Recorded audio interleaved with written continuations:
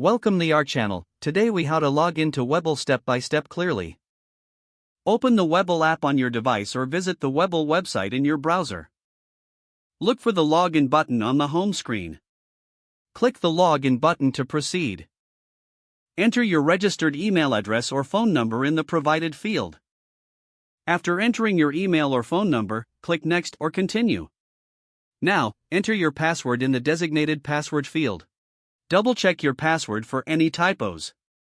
If you want to stay logged in on this device, you may check the Remember Me option. Once you've entered your credentials, click the Login button.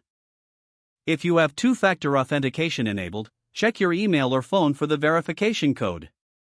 Enter the verification code in the prompt to authenticate your login. After successful verification, you will be directed to your Webull dashboard. Explore your dashboard to access your trading tools and account information. If you encounter any issues, verify your username and password. You can reset your password by clicking on the Forgot Password link if necessary. Follow the prompts to create a new password if you choose to reset it. Once logged in, you can begin managing your investments on Webull. If the page does not load, refresh the browser or try again in a private or incognito window. Make sure you are using the correct email address, then retype it carefully to avoid small typos. If your password is not accepted, use the reset option and create a new strong password you can remember. Check your spam folder for verification or security emails, then complete any requested confirmation steps. Enable two-factor authentication if available to improve account security and reduce unauthorized access risk.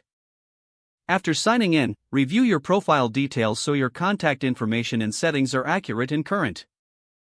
If you see an error message, note it down and try again after restarting your device and internet connection.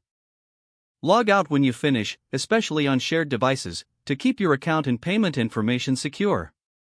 If the page does not load, refresh the browser or try again in a private or incognito window. Make sure you are using the correct email address, then retype it carefully to avoid small typos. If your password is not accepted, use the reset option and create a new strong password you can remember.